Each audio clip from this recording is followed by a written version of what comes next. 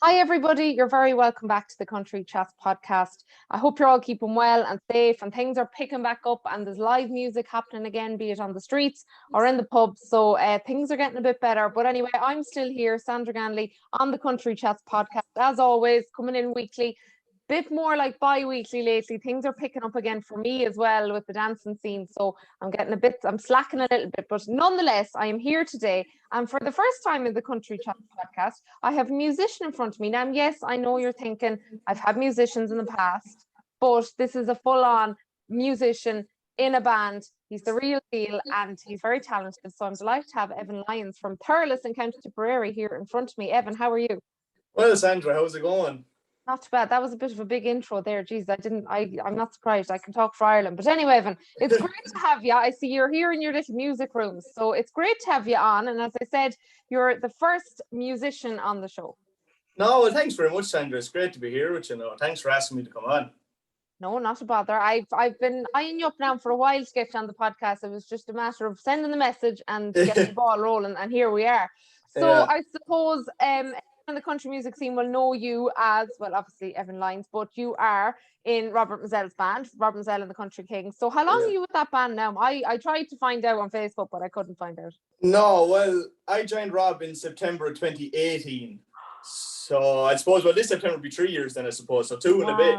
Yeah. Okay. And you're only a young one. You were only 21 there a few weeks ago. I was only 21 there, just the 17th there gone past. Yeah. So I joined Rob at 18. Yeah, just 18. So that is amazing. So you still celebrating the 21st? Oh, still going. Yeah, we had a good run of it there for a week, but we're still dragging it on, So you're dead right. You're right. So I'm gonna guess that did you join. If you were 18, I'm guessing you've done the leaving cert and then you just went straight over to Robert. Well, I actually skipped that part. I didn't do my leaving cert, actually. Wow. Yeah. Excellent. So you just tell us the scale. Tell us how it all kicked off. I'd done about, I'd say maybe 2 weeks of 6th year, and no, it wasn't for me. Well, to be honest with you, Sandra, like school in general wasn't really for me. I just couldn't get in with the structure of it. Now, some people probably say I should have done it, blah, blah, but look, it hasn't done me any harm so far anyway. But no, I kind of was going along with it. School was fine, blah, blah. I was always into music. It was always what I wanted to do. And I never really had a focus on going to college and really studying it any further. I just wanted to play music. And I didn't want to I hated being kind of told, you play it this way, sit this way, do that, do the other. I just was on my own steam the whole time. And the opportunity came to join Rob, and I was kind of like, I might get the opportunity again, and everyone's kind of fell the right way, and luckily enough, I got the job and took the chance. So that is amazing. And I suppose going down this route for a second, that's a lesson there that, look, you didn't do your leaving cert, and it's not for everyone. And that's, there's kids out there who are struggling and finding school hard, and it's not, the leaving cert isn't for everyone, and it doesn't mean that you can't progress in life and get where you want to be. You just go down different avenues. So it's like, it's nice to hear that story and look where you are 3 years later, you're flying in life. So that's brilliant.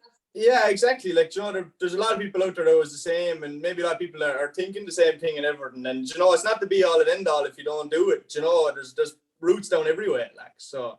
And I suppose especially in the music scene, if you're in school and you're a musician, or be it the dancing side or whatever, it's hard because obviously it's a bit of a niche thing. Yeah. So did you do music in school? I done music in school. Now, I have a great relationship with a music teacher now, but at the time she'd tell you that I had no interest whatsoever. It was just, I enjoyed the music and I enjoyed it as a subject, but it's just the structure of it. I couldn't get with it. It's going back to the same thing as school. I just couldn't fit in with it, really. Mm-hmm. Just wasn't for me. But no, and same like that, I could be gigging on a Friday, Saturday, and Sunday, and I get home on Sunday at 2 or 3 o'clock in the morning and have to be up at 7 to go to school. And there could be weeks there you might get a gig during the week of school, and just when the job came, I was just like, I'm going to take it, because they don't come around that often, especially for my age group. Like at 18, when I was thrown in there, even now I'm still quite young for the scene musician wise, but at that time, I was miles younger than everybody. Like, absolutely. I wonder, would you be one of the youngest? I probably am, musician wise. Yeah, I'd say so. Say you are. And how? Look, I suppose musicians who are on the road so many years, they go back and forth between different bands, and that's kind of how it works. So, but how does it how does it happen at the beginning? Like for you, did you just get a call to say, come here, do you want to be in the band? Or how does it initially start? Because we see all these Yeah, members who go from different bands, but they've always been there. So how they've been does it there. Yeah, happen? they're just changing faces. Yeah. Yeah. Well, for me, I had done a bit of studio work for Wayne, who's in the band, our band leader as well, and obviously I was doing a bit of studio work for him, and then he asked me to fill in just for a video for the boys when they were doing it. Rob was doing the single. I can't even remember off the top of my head now what one, and I was in the video for that. And then the first gig I actually done with him was the Late Late Show. Then I was on it with yourselves. That was that was actually my first thing with Rob. Stop. So for anyone yeah. that doesn't, so I'm here being like, I'm totally amazed. So basically, Jiving Juniors, my dance school, was on the Late Late Show with Robert Mizzells. So that was your first night. Oh my God! So wow. That was the first thing I've done for Rob, and obviously No a couple of pressure. months passed. Yeah, sure. Thrown in the deep end. There you go. And but obviously then a couple of months passed, blah blah, and I got a phone call in from him and just saying, I have a position here. Would you be interested in it? So, and now in fairness to Rob, he was going off advice of others, like, because especially Late Late Show was the only time he actually really heard me play. He probably heard me a few other bits, blah blah, but he took a chance on me, kind of, and it seems to have worked off so far. So that is gas. That's amazing. Like, sure, that's 3 years ago since May. It was it was May 2018. So yeah, that's amazing. I don't even know if I talked to you that night. Jesus. No, everyone was up to 90, I think. Anyway, trying to get everyone started. I had 20 kids to worry about. I wasn't concerned about you. Yeah, your attention was elsewhere. Yeah. Yeah. No, we that was the first thing. Like I said, I'd done a few videos for him, and then that was the first gig as such he brought me in to do for him. And then the September I got the job. So that is brilliant. So yeah, that's really interesting to hear, because like that, you just forget that musicians actually have to audition at some stage. Like, it doesn't just happen. Like, you know, you're so familiar, but it's brilliant to see somebody so young on the musician side of thing and the band side of thing. It's brilliant. And obviously, so you play the banjo and the guitar, and you're also a singer. So so you have all sides going. And did you, like, growing up, did you always play the two instruments? Was it the trad side of things? Was it the country, or was it always a mix? Or how did it all kick off? Well, actually, really, when I was in around 8 or 9, and same with my sister, Mum and Dad were bringing us for piano lessons. And same as again, I hated it. I didn't like it at all. I didn't want nothing to do with it. And, is it because it was too structured? Is it that you had to learn? Back to the just freestyle. Yeah, I think it's back to the structure thing again. I don't know. But then again, they took me for a guitar lesson then when I was 9 again, and I still wasn't mad about it. I wasn't really into music at that stage. And same as, see, Mum and Dad don't play it, and my granddad sings and plays guitar, but that was kind of the only bit of music I would have had around me. You know, Mum and Dad don't play it, and then I went to school, blah blah. I done a few musicals and kind of got a bit into music that way. And then when I was about 12 or 13, I just came down the stairs one day and I was like to Mum and Dad, I want to play a 5-string banjo. And they didn't even know there was such thing as a 5-string banjo. They don't even know the tenor one, which is 4. And they were like, okay. So I showed them a video of that. I literally just came up on YouTube. I just found it, and I was like, I want to do that. So I can, whatever he's doing, I want to be able to do that. And since they were kind of skeptical, like they didn't know anything about it. We didn't know anybody that played 5-string banjo. So they said, if you play a trad banjo for a year, if you still want it, we'll get you a 5-string. So I done the trad for a year, enjoyed it. Who taught you the trad banjo? Gavin Strapp was his name. He's in the band Jig Jam. You might know him. Yeah, no, I played banjo too. Do you? Yeah. Yeah. So yeah. I actually started when I was 12 or 13 as well. Yeah. So Jesus, 5-string. You were very ambitious. I know. Yeah, jumping right in. But Gavin had done the year with me and stuff, and fair play to Gavin. He was mighty with me. Like, John, he's a mighty player. But still, I was kind of playing the 4-string just to get to the 5. You know, it wasn't what I wanted to do. So a year to the day when Mom said I could get it, I went off and I got a 5-string banjo, and that was kind of the start of it for me. And it went from there. I found the love of guitar, then back, and blah blah. I kind of went on that way. So I was kind of, I got into it. Gavin wouldn't have been that much older than you either, I'm guessing. So that probably helped as well, having a younger teacher as well, kind of a good crack. Yeah, exactly. Yeah, I found it much easier to click with Gavin and all that kind of stuff. So we great crack when we were doing it. I haven't spoke to Gavin in a couple of months now. This is actually, he's only from up the road. So I met him in town at the start of the lockdowns and stuff, but that was the last I've seen Gavin. Yeah. Very good. So that's how it started. So then with the 5-string, then how did you develop? Did you just kind of teach yourself then, or did you? Yeah. we done a Google around and kind of talked to a few people that might be able to help us out with getting someone. And a man called Martin Cooney from Athy, which is like an hour and a half from here or so. So he had to travel to get the lesson. Like, I went to Martin for maybe 3 or 4 lessons. He got me the basics, how to get going, and everything else I done myself after that. Did you find it hard? Was it a big jump going from the 4 to 5, or did it? It was a huge, yeah. No, probably the finger and the the finger and the high notes was probably.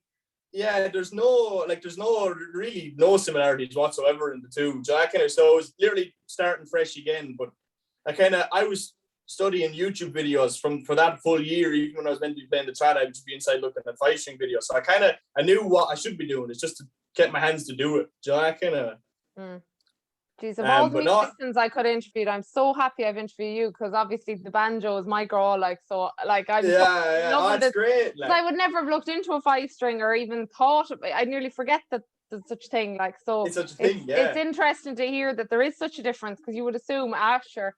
It's only another string. Yeah, it's only another string. So do you play the mandolin and bouzouki as well? I don't play bouzouki. I do a little bit of mandolin. No, not as much as I should do, to be honest with you. Now it's there, and if guys are looking for recordings and stuff like that, I can get my way of doing that, no problem. But since my main gig with Rob is the banjo and the guitar, they're kind of what my focus is always drawn to.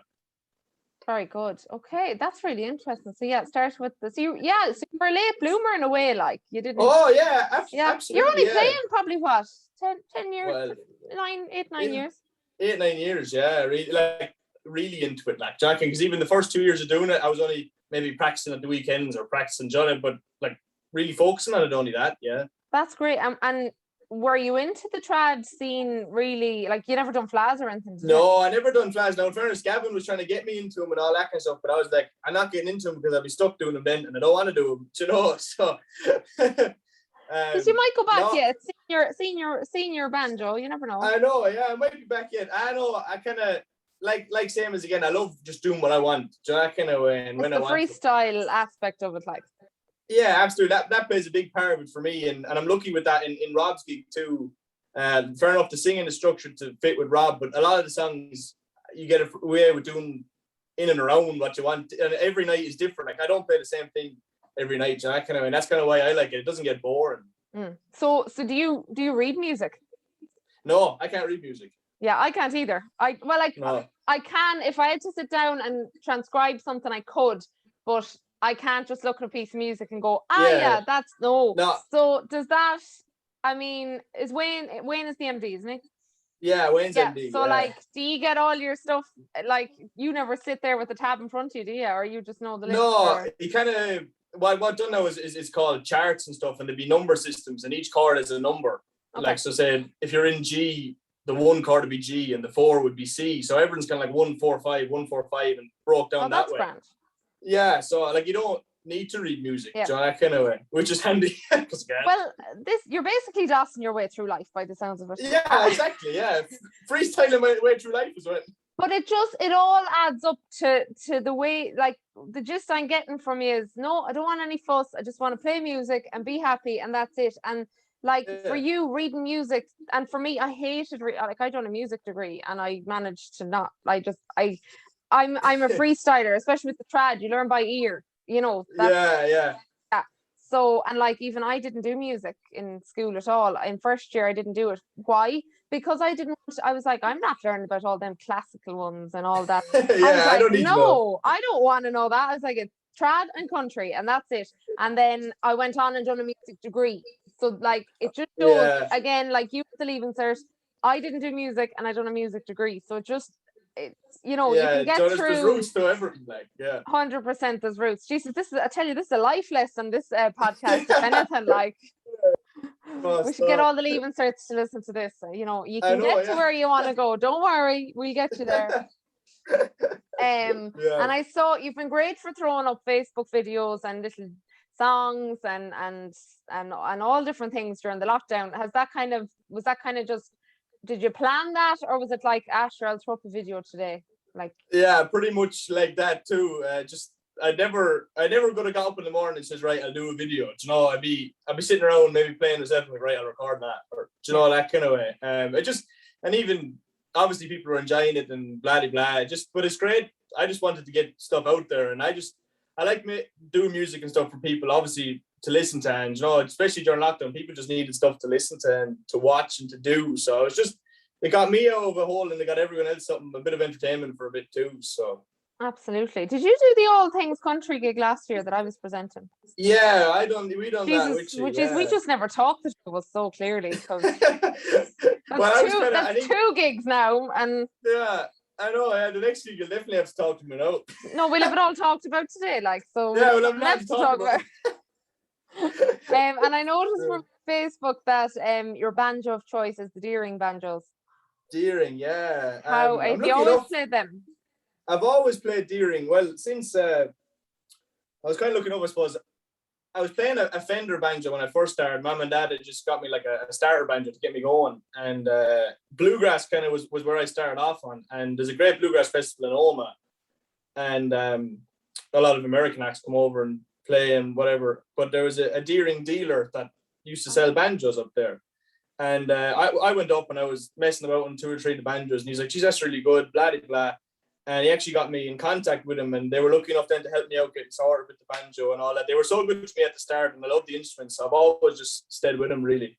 And like, I haven't a clue, but how much would a good banjo these days be? Like, someone like yourself who's on the road the whole time, I know, take COVID out of it, but somebody who's gigging like 3-4 nights a week, like how much would you be paying? Like you don't have to tell us exactly how much you're but easily, what would you be paying, like roughly? You see, it's like everything again. You pay for what you get, but you definitely, for our stuff and all that kind of stuff, you wouldn't be going on stage with that and there's less $3,000. I actually thought you were going to say more. So that's it's not. No, my owns were a little bit more with modifications and all that, but like, you wouldn't be going on that unless that will get you a pretty good level that you wouldn't need much more above it. It's just if you take notions, really. I'm not surprised there. I wouldn't pass any heed to that. The other people who wouldn't be into it, that'd be thinking, Jesus, but $3,000 for a banjo. I actually thought you were going to say more. I genuinely thought you were going to say over $6,000 or something. Yeah. Have you ever brought your babies abroad? How have you had to travel with them? Yeah, no, I wanted to go on the plane. Stop it. You're kind of, I was looking up, there's a man near us as well that makes flight cases and stuff like that, big, and they're what I use on the road, but like they're huge. You wouldn't want to be taking on a plane, it'd be costing you a fortune, Now we're lucky when we do the Spanish trip with Rob and stuff like that, he takes the lorry out and stuff, so everyone go on the lorry. So you don't have to worry. I don't have to worry about that, but if the odd gig now, remember we've done a few gigs in England and stuff like that, just like one night or things, and now I've fiberglass flight cases there, but you're still like, they're meant for what they're meant. Like, they're meant to be flight cases, but they're the safest in what they are in the lorry. Like, so them big-oaks are what they should be in. But the worst, you just have to let it in. The worst is going to luggage baggage claim and opening up the case and checking. It's absolutely and I've been lucky enough now. I've never had a scare. I've got a good few friends of mine that have had scares. Or to hear about them, like, heartbreaking. Like, but it's the joys of it too. You can't not take it. So you need it. You need it. So we hard to do the gig without it. So. No, that's the life of being a musician, is all the different cases and the flight cases. How many banjos have you, or guitars? I can see. Oh my God, you've bass as well. Are you going to give us a on that? Well, this is just what's out. But there's 1, 2, 3, 4, 5. There's 6 in this room, but there's more in cases upstairs. Just 6 banjos or 6 guitars? 6 banjos, and there's 1, 2, 3 guitars. Oh, I'd love it. Just like, I have my main one for Rob, and then I have ones that I like to use for tracks recording at home, and there's ones I prefer in the studio, and then I kind of have a few that if I'm just going out with the lads, or if we're going off somewhere and we're staying for a few nights, I'd bring like a crappy one that I don't mind if that happens, that kind of way and stuff. So basically what you're saying, you said that in a very nice, tame way. Basically, if you're going for pints with the lads and a few tunes, and you don't want your banjo to get stuck. Yeah, exactly. Yeah. That's okay. That's, you said it very politely. I saw right through it. I saw right through it. I tried. John. So because I've no banjo at the moment. I sold it because it was an old clarine one, and I had it for years. So I said I wasn't playing it. So I said, Joe, I'll get rid of it now. And I thought maybe that might give me back the graw for it again. So I have a few college girls coming from college from when we were in college. So we're meeting up next week at my house, and there'll be a few tunes had, and Yeah, very By good. God, will the banjo be played? So yeah, I've been warned. You better bring one because I'm ready. So I didn't tell you as well that we're going to do our quick fire round. All So right. I'm going to just I don't like to tell people, it's quick fire for a reason. Just throw it at me there, yeah. Throw it at you. Now your one is going to be slightly different, and to be honest, I'm making it up as I go along because I usually have one typed up for the singers and the country singers and all that. But I'm just gonna wing it with you and just like kind of see what happens. So I'm as much winging it as you right now. Okay, right. Right, so the quick fire round with Evan Lyons. So Evan, what has been your favorite gig to date? Definitely Clonmany. In general, just every time you play there. Yeah, no, I've only done it the once with Rob because I missed it the last time because of COVID, but definitely that was great crack. I really enjoyed that gig. Most artists say Clonmany. Yeah, it's class. It's just some buzz off it, like, and it's so like you don't expect it. There's a big crowd and all that. And you just walk on stage, and you're like, whoa. What is your favorite? If you have to play like a trad tunes, like a reel or a jig, what's your favorite to play? Well, my kind of difference to that is I kind of go more off the bluegrass stuff, and it's a different stuff kind of the trad, but it'd be a tune called Foggy Mountain Breakdown. So. Okay, very good. What's your favorite venue to play in? I know you said you Clonmany, but I suppose an indoors venue. Yeah, the Raindale is great crack. I always get a good night in the Raindale. Yeah. Very good. What has geez, I'm winging it because I can't think of what I want to ask you. Which is your favorite banjo to play? Definitely the Deering one. Yeah, Deering Sierra is the model of it. Very good. What's your favorite song to sing? Oh, that's a tough one. I quite like the Borrowed Angel. I like singing Borrowed Angel. Yeah, it's a great old song. Stuff. Do you prefer to play or sing? We'll say perform. Do you prefer to perform a slow song or a faster song? Fast, definitely fast. Nice. Well, you can show off with the banjo then as well, can't you? If you trip it. Yeah, exactly. Yeah. Yeah. Very good. Any embarrassing stories from along your travels? Any funny ones to jot out? Actually, I don't think so. I'm very tame, you see, Sandra. I don't really venture out too much. I'm very good. No, I don't have anything too strange really. You'd be just minding the rest of them, do you? Yeah, exactly. I'd be looking after the rest of the lads. I'd be babysitting them, lads. I hope they're tuned in hearing this. Oh, they'll send you a load of them. Yeah. Tell us something that we might not know about you. We obviously know you're into the singing and the music and all that jazz, but tell us something now, another hidden skill or talent or lockdown project that you might have. Well, over lockdown, I made a pizza oven, if that counts. So we've been living off pizzas for the last 2 or 3 months. So.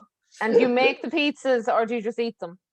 Oh no, make them and eat them. Yeah. So it's great because even like all of us in the house here just don't like the same thing, so everyone can put whatever they want on it themselves. So. That's handy. And what, you just bought the little like thing, the hot plate thing then, did you? No, I actually done it from I saw a video of it on YouTube, and it's made the whole thing from like a concrete base, and we made the timber frame for it and everything, and you fire bricks on the bottom of it and throw your pizza in and away you go, like so. This will all be down to Thurles for these famous pizzas. Yeah, exactly. Very good. Okay, so that was your lockdown project. Okay, good. Do you play any other instruments other than the guitar and the banjo? Dobro will kind of be the next one after that, so it's kind of like a slidey thing. You probably know it. Yeah. That'll be my next one after that. Yeah, I was lucky enough. I done Glortier obviously with Rob, but I done Glortier last year with Cleona as well, and I got to play Dobro a good bit on that because usually I only get to play it for myself, so it was great to play it on that. And did you teach yourself how to play that, or did you? Yeah, that was all myself. No, yeah, that was just a notion I took one day and bought one. So why not? Yeah, so to add to the collection. Exactly. Yeah, like there wasn't enough. Like there wasn't enough, exactly. I'm trying to think, is there any other quick questions? See, this is what I thought I was organized, but I'm really not. No, I think, you know what, unless I think of any more now in a few minutes, I think that's not too bad. That's not too bad there at all. That was okay. That wasn't as bad as I was going to be now. No, right. Usually I'm better. I'm slipping, I tell you. I'm definitely Jesus, no, it's this me whole musician thing, it's throwing me. Throw me, and afterwards I'd be like, oh sugar, why didn't I ask him that? I'm trying to think, is there anything else on the list? No, I think I've your favorite venue, your highlight to date. Have you any other highlight other than Clonmany? Well, I suppose before I played with Rob, actually, I was only playing banjo, 5-string banjo, about 6 months, and I got an email here at home. Well, actually, my dad got a phone call, and he didn't say anything to me about it, and then I got an email, and it was from an American TV show called Woodsong's Old Time Radio Hour, and they basically have a TV show on a radio station over there, and whatever, and they're in Lexington in Kentucky, and they were coming to the convention center in Dublin to record a show, and they asked would I go on it.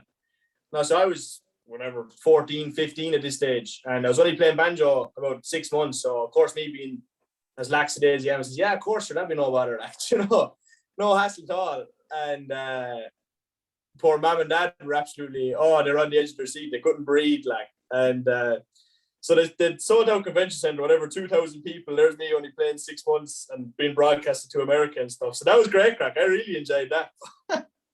Jesus, that is gas. Isn't it funny to look back? Like if you were told you had to do that now, you'd probably be like, I know, yeah.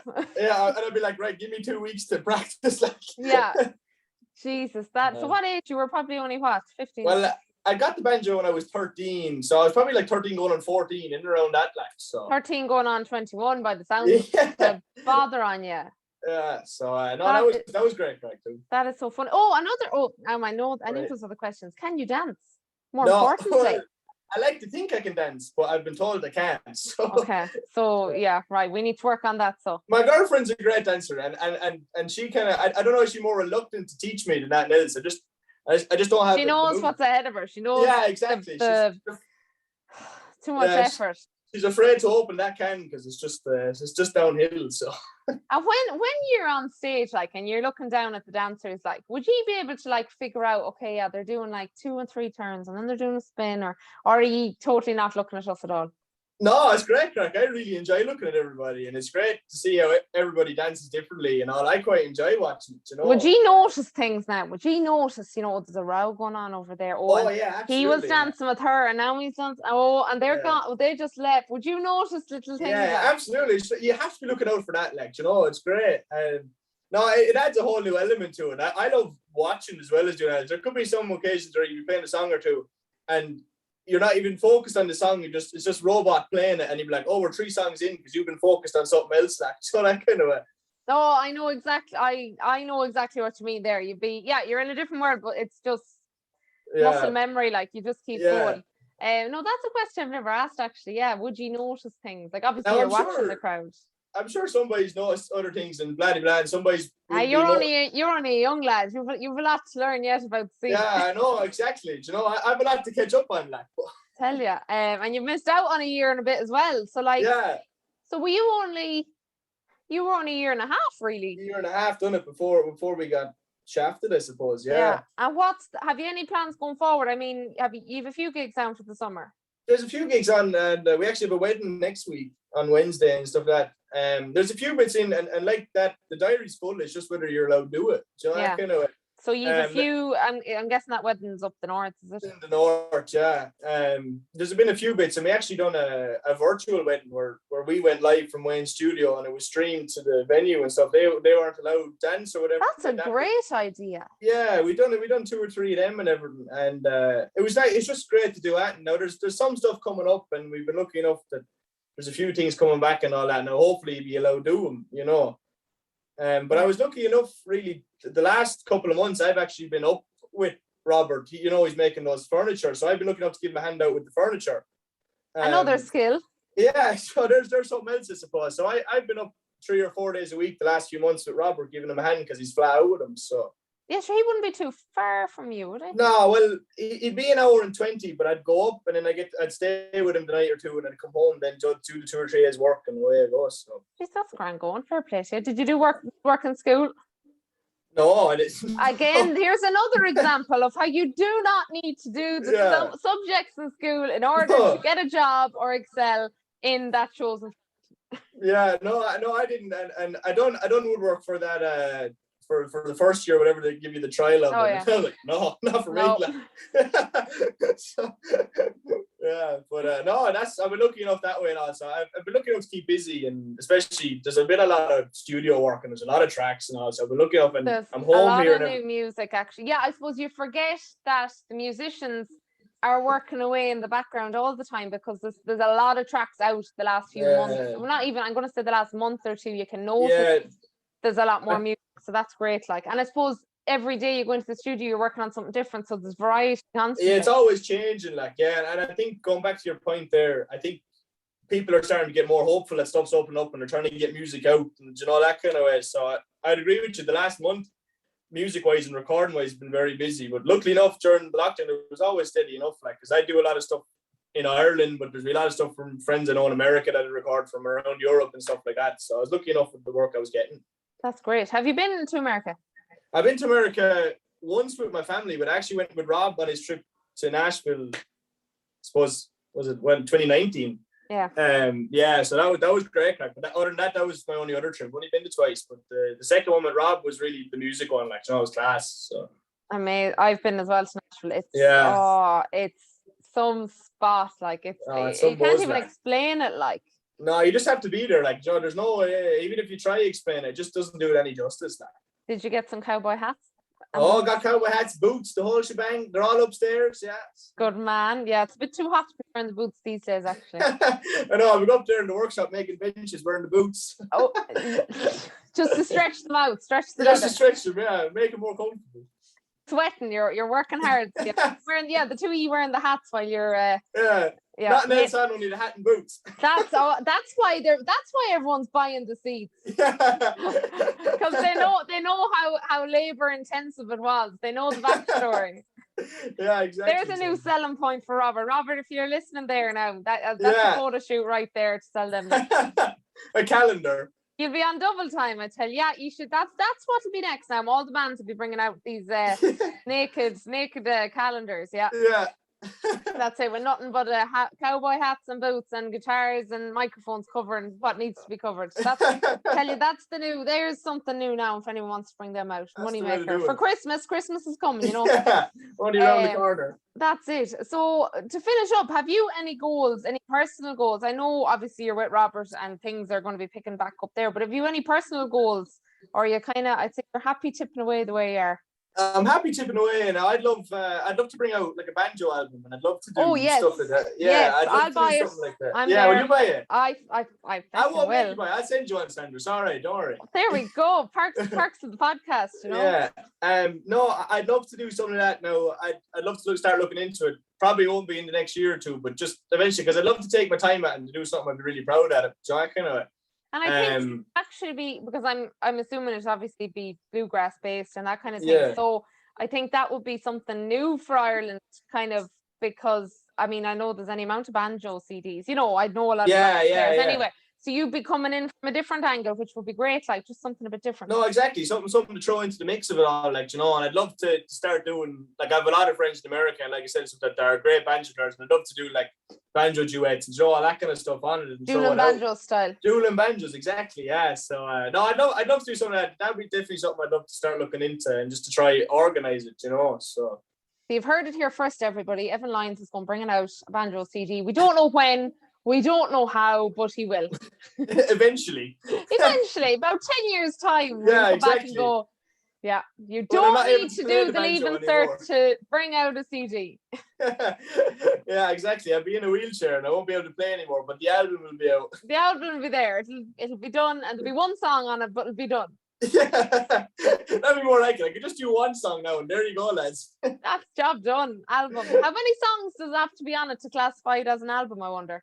Too many. Maybe I'll do like an EP with 5.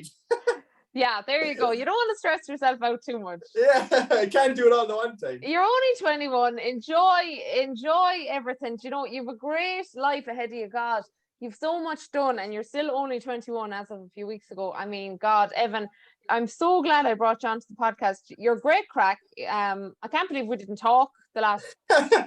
Anyway. There you go.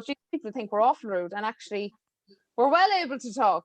Yeah, you were well able to talk. It's hard to keep us quiet after you get going. That's it. Oh, I knew there was one more question. Are you a ga man or a hurling man?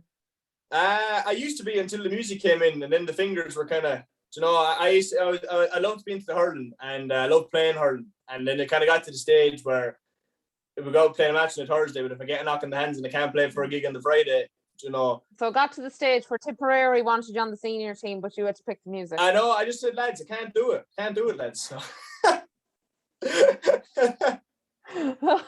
Oh, Evan, you're a gas man, I tell you. No wonder everyone just be giving you all the graw on Facebook, I tell you. It's been great crack to have you on the podcast and to properly talk to you and to not ignore each other. And no, I'm delighted. It's been great chatting to you. I'd love I really enjoyed it. Saturday evening. Yeah, exactly. I really enjoyed it, Sandra. Thanks very much. And fair play to you with all you're doing there. You're doing great stuff. So. No problem. Sure, keeps me busy. Sure, what else am I at? Only doing a bit of dancing. And sure, it's an excuse to talk to all the different people and get dolled up, sure, for an hour. You know, date with all these musicians and singers. You know, I lead a very hectic lifestyle, you know. Oh, stop. But look, Evan, of course, people can check you out. You have your Evan Lyons music page there on Facebook, and you're throwing up videos here and there. Yeah. And no, you're definitely one to watch out for. And you've a long future ahead of you. And sure, we can't wait for this album launch. Oh yeah, neither can I. No rush, says you. No rush, yeah, lads, there's no panic. And the title will be like whatever album, and then brackets eventually. So. Yeah, it'll just be Evan's banjo album, because there was too much hassle to come up with. Yeah. You know, I couldn't think of a title, and then like It's About Time or something. Yeah. That's good. That is good. It's about. I mean. Yeah. Look. That's actually not bad. That is not bad. And the picture, the clock, there could be a clock face on the banjo. On the banjo, there we go. Look, I tell you, look at this. This is the initial development meeting of your new album. I shouldn't have come on at all now. It started here. Yeah, do you know what? You put your foot in it now, because everyone's going to be expecting one now. Jeez, when it all comes out, I'll be like, I heard it first. I got the initial scoop on this exclusive news. So everyone, go and follow his Facebook page so you can keep an eye on updates about his upcoming album coming in the next 10 years or so. We're not quite sure yet. Yeah. We'll see what happens. But Evan, either way, whether you bring out an album or not, it's been great to chat to you. And geez, I've had great laughs with you. I really enjoyed it, Sandra. Thanks very much. It was great crack. No problem. And guys, as I said about 3 or 4 times already, go and check Evan's Facebook page out, Evan Lyons Music. And as always, thank you for tuning in to another episode of the Country Chats podcast. I have 2 more episodes coming for you, and then I will be taking a bit of a break for the summer, because Jive Junior summer camps are just madness at the moment. I can't keep everything going, so we'll take a little break for the summer. But don't worry, you've still 2 more episodes, including this and this one, to be listening to for the next few weeks. So as always, mind yourselves, stay safe, and I'll talk to you soon.